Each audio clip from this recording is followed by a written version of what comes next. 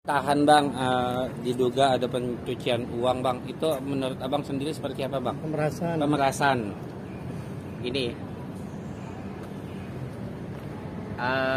melihat sepak terjang terhadap apa yang dilaporkan oleh pelapor, sehingga bahwa ini dinaikkan menjadi sebagai tersangka dan ditahan ya.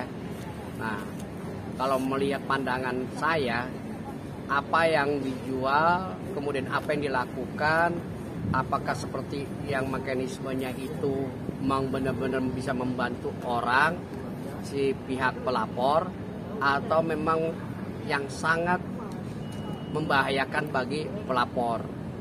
Pertama, ketika berbicara tentang pelapor dengan telapor itu harus ada yang memberikan manfaat. Nah, jika seorang misalnya telapor mengatakan mengatakan bisa membantu segala sesuatu, atau dia ingin menaikkan sesuatu produk, atau dia ingin misalnya membantu segala sesuatu apa yang diinginkan oleh pihak pelapor, maka bahwa yang berdasarkan hasil produk itu yang dijual atau ucapannya yang dapat dipercaya, sehingga bahwa pihak pelapor itu percaya pada dirinya. Nah, ketika sepanjang jalan untuk mengiringi terhadap apa yang diinginkan dan diminta, telah dilakukan pemberian sejumlah apapun bentuknya, ternyata bahwa si pihak pelapor merasa dilakukan suatu kerugian maupun kekecewaannya, sehingga bahwa pelapor itulah yang bertindak untuk melakukan segala sesuatunya. Nah, di dalam umpamanya produk ini, misalnya produk skincare ya, skincare itu tentu ada mekanismenya ya. Kemudian apa yang dilakukan oleh pihak pelapor, apakah dia memang semata-mata ingin membantu produknya, atau dia ingin membantu segala persoalan yang terjadi pada skincare itu, sehingga pihak pelapor ini memberikan suatu pemikirannya ajang manfaat. Nah, sehingga kerugian terhadap pelapor itulah yang mengakibatkan bahwa telapor untuk dijerat sesuai dengan undang-undang atas perbuatannya gitu loh ya. Nah, tetapi kita lihat juga mesti telapor tuh bagaimana ketika sebelum dilaporkan, apakah ada mediasi atau dia bicara persuasif, sehingga bahwa si pihak telapor ini memohon agar bagaimana caranya. Tetapi mungkin pertemuan-pertemuan itu telah dijalani tapi gagal ya.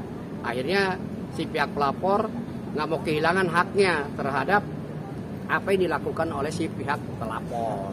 Makanya inilah suatu kerugian, baik kerugian moral, material, apalagi immaterialnya ya. Ada namanya, kemudian ada juga kerugian uangnya, ada juga dia membuat kerugian nama baik terhadap produk maupun pribadinya, sehingga bahwa itu pelapor itu melakukan perbuatan dianggap bahwa ini tidak benar, sehingga dilaporkan kepada pihak yang berwajib.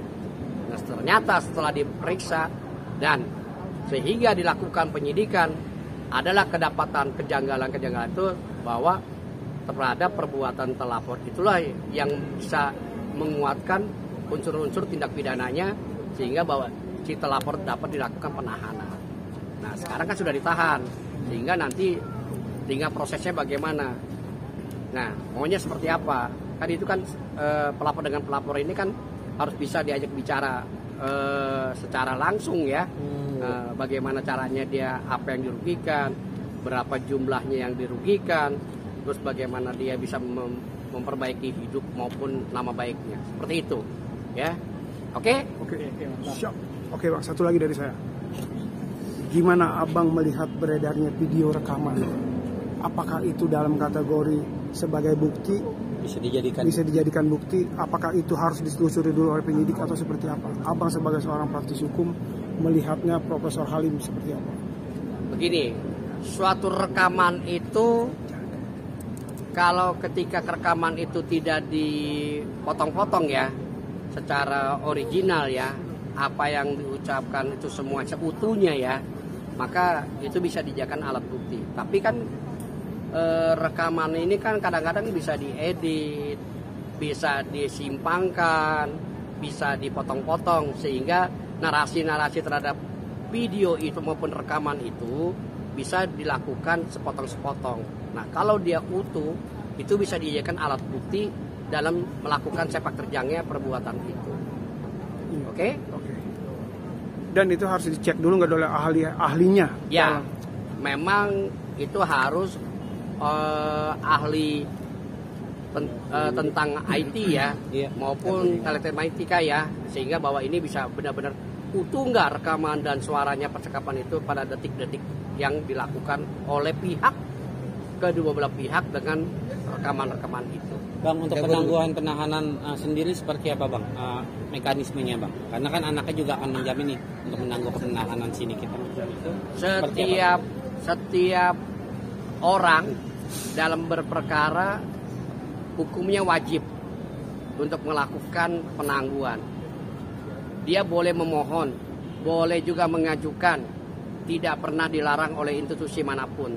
Tetapi dengan ada satu syarat-syarat yang ditentukan, syarat itu sebagai ketentuan yang akibatnya itu penangguhan tersebut, gitu loh. Tapi penangguhan ini juga artinya untuk melaksanakan itu dengan ketentuan apa yang sesuai dengan undang-undang yang disebutnya adalah RJ, extradition justice. Itu punya hak, tetapi di dalam extradition justice itu punya syarat-syarat yang ditentukan oleh pihak pelapor. Karena pelapor ini kan permintaannya kan ya pasti pertama adalah dia meminta nama baiknya, kedua atas kerugian dirinya dia sendiri, jumlah nilainya tinggal dibicarakan dengan baik-baik. Apa yang dijadikan suatu alat buktinya itu bisa dijadikan suatu sebagai jaminan. Ya, kalau jaminan terhadap orang semua boleh-boleh saja, tidak masalah. Tetapi syarat itu ada syarat yang tertentu untuk bisa melakukan extradition justice. Gitu. Oke? Kalau yang meminta penangguhan ini di bawah umur gimana Bang? Kalau penangguhan itu tidak bisa di bawah umur. Enggak, ya yang minta gitu, mungkin anaknya tapi masih di bawah umur gitu. Tidak cakap. Penjamin. Ya, penjamin itu mesti orang dewasa. Yang dianggap bahwa penjamin itu adalah orang yang mengerti tentang atas yang dilakukan oleh pihak tersangka. Jadi misalnya orang dewasa lah ya. Kalau anak di bawah umur tidak bisa. Agak sulit karena dia tidak cakap hukum, ya seperti itu. Berarti dalam kasus ini kecil kemungkinan ya kalau Nikita tuh bisa ditangguhkan atas permintaan anaknya untuk ditangguhkan. Sangat sulit, ya. Harusnya ya penjamin itu pertama dari keluarga, dari saudara, ayah, bapak, suami, family itu boleh, tapi tidak boleh dari orang lain, apalagi anak di bawah umur.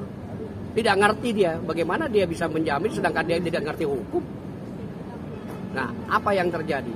Nggak akan bisa dilaksanakan, seperti itu. Melihat tingkat kejahatan apa yang dilakukan juga itu gak Bang? Gimana Bang? Maksudnya ya gini ya, berat ya. Perbuatan setiap manusia itu bisa ada kata pemaaf, ya, bisa ada kata pemaaf, asalkan pemaaf itu bisa dilaksanakan dengan atas kerugian material, immaterialnya. Nah itu, apa material yang material? Bisa mengganti kerugian sejumlah apa yang dilakukan oleh pihak terlapor kepada pelapor. Nah kemudian bisa nggak dimintakan pertanggungjawaban nama baiknya secara langsung? Apakah itu melalui surat pernyataan, apakah itu melalui media sosial, seperti itu. Bang, Ya. ini kan dugaan pemerasan 4M nih, uang udah masuk. Apabila uang itu dikembalikan, apakah proses hukum selesai? Atau ini kan pemerasan 4M. Nah, apabila si yang diduga pemerasan menerima uang itu ini mengembalikan, menyerahkan, gimana, selesai nggak sih kasusnya? Begini, jumlah terhadap telapor atas perbuatan si pihak telapor itu, jumlahnya ini kan harus lihat bagaimana dan apakah sejumlah perbuatan telapor itu kepada pelapor itu ketika saat terjadinya seperti saat ini bisa dikembalikan uang itu, mau terima nggak? Atau terima itu bagaimana dengan syaratnya? Seperti itu aja. Kan udah proses hukum, ya. Seperti itu.